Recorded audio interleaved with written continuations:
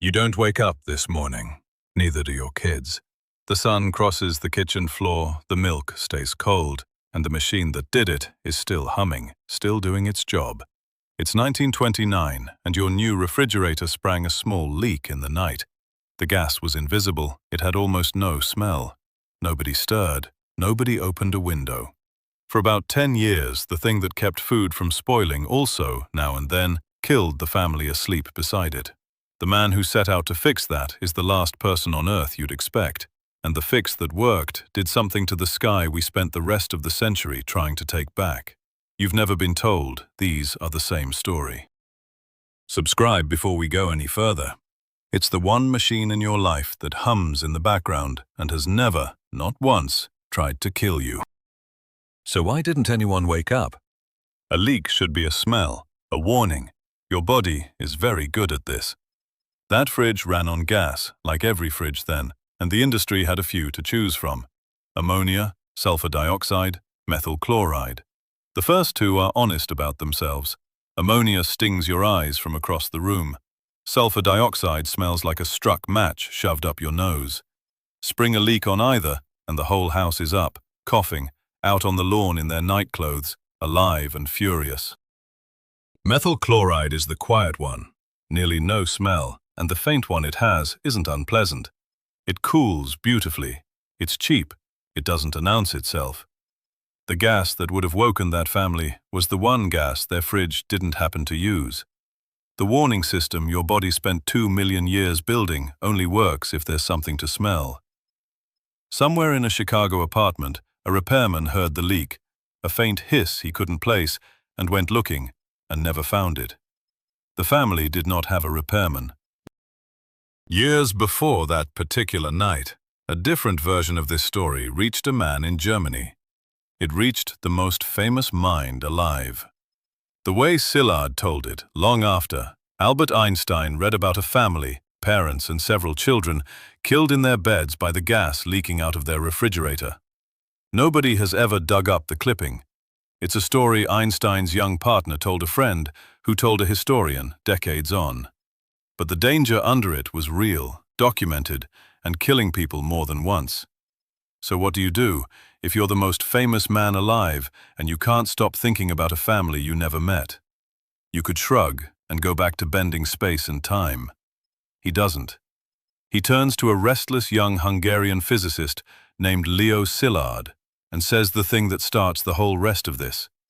There must be a better way. Picture the two of them. The most recognizable man of the century, the hair, the mustache, and a heavy-set, quick-talking younger one bent over a workbench of pipes and coils, designing refrigerators. Over the next few years, the pair filed more than 45 patents in 6 countries, and because Einstein had spent his best years as a patent clerk and loved the place, they filed a lot of it themselves, no lawyers. Einstein's fix came from one stubborn question: how do you build a fridge that can't leak? A fridge leaks because it has moving parts.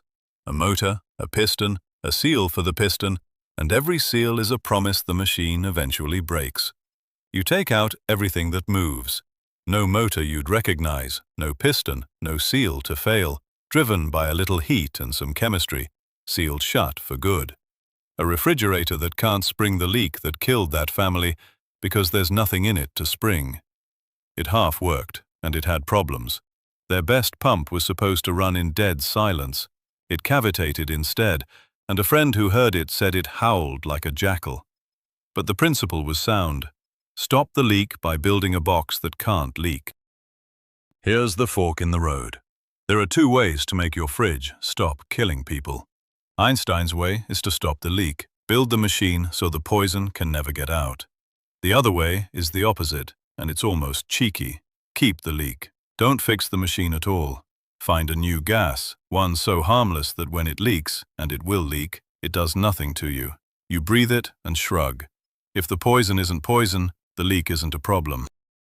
Both of these work. Both would empty that Chicago apartment of its danger, but only one drops straight into the fridges the factories are already building. No redesign, no strange howling pump, ready by next quarter. So which one would you have picked? The industry stood at exactly this fork, and it went for the harmless gas, and so would you. The sealed fridge got shelved. A chemist in Ohio went looking for a gas that couldn't hurt a fly. His name was Thomas Midgley, and he found one fast. In 1928, he cooked up a new compound, and it was perfect.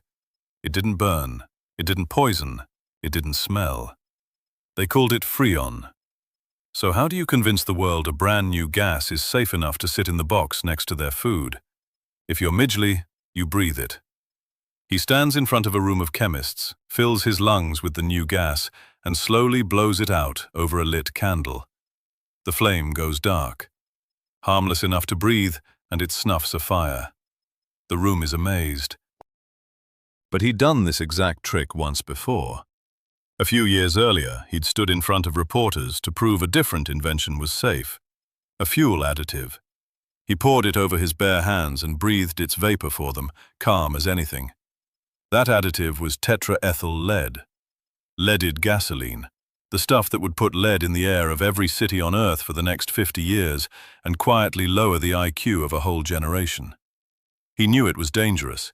He'd already been badly poisoned by it himself, off recovering while his factory workers went mad and died. He inhaled it for the cameras anyway.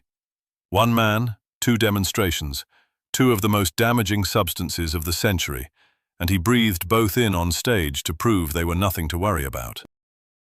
The awful part is, it worked. Beautifully. The poisonings stopped. The gas that could kill a family in their sleep got quietly drained out of the world's kitchens, replaced with a gas you could bottle and hand to a child. Fridges got cheap and cold and safe and boring. Exactly what a fridge is supposed to be. Your grandmother's kitchen hummed along without a body count. Freon went into the air conditioners and the aerosol cans and the factory chillers too, because why wouldn't it? It was a miracle. The safest gas anybody had ever made. So that's the happy ending, right? Everyone relaxes. The clever fix won, and the family in that apartment is the last of the dead. The danger was gone. For about 40 years. In 1974, 2 chemists, Sherwood Rowland and Mario Molina, sat down to ask a small, boring question nobody had bothered with. Freon is so stable that nothing down here touches it, nothing breaks it, so where does it go? It doesn't just vanish. The answer they worked out is the whole reason you're watching this. It goes up. The very thing that made Freon safe, that nothing reacts with it, means nothing down here can destroy it either. It drifts, for years, all the way up past the weather, to the top of the sky. Up there, the raw sunlight is vicious, and it finally does what your kitchen never could. It cracks the molecule open and frees a single atom of chlorine. That one atom tears ozone apart, molecule after molecule, thousands of them, because it comes out the other side unharmed every time, and keeps going. Wrapped around the whole planet is the thin layer of ozone that stops the sun's hardest light from reaching you. By the 1980s, there's a hole in it over Antarctica the size of a continent. The gas was chosen because it couldn't hurt one person. That was the entire point. The exact quality that made it harmless, that nothing could break it down, is what let it climb to the roof of the world and start dismantling the one thing keeping the sunlight off your skin. The fix for the machine with the body count turned out to have a body count of its own, and this time it wasn't one family in one apartment, it was everyone. That family and the sky. Same gas, same fix. You were just never told they were the same story. What do you do about a hole in the sky? In 1987, the world did something it almost never does. It looked at the hole, agreed on the cause, and banned the gas. Nearly every country at once. The sky is slowly closing back up, a fix that, for once, seems to be mostly working. And the 2 men from the workbench, the ones who set out to make your kitchen safe. The money from their refrigerator patents mattered more than the fridge ever did. It helped carry Szilard out of Germany just as the Nazis rose. A few months later, waiting at a red light in London, he worked out how a nuclear chain reaction could happen. The idea that leads, eventually, to the bomb. Their best pump, The silent one that howled found its real job decades later, cooling the cores of nuclear reactors. So the two men who tried to save you from your refrigerator walked off toward the most dangerous thing anyone's ever built and left their little pump humming inside the reactor. Every fix is just the next problem, wearing a lab coat and a reassuring smile. There's a machine in your kitchen right now, humming away, keeping your milk cold. It's completely safe. This time.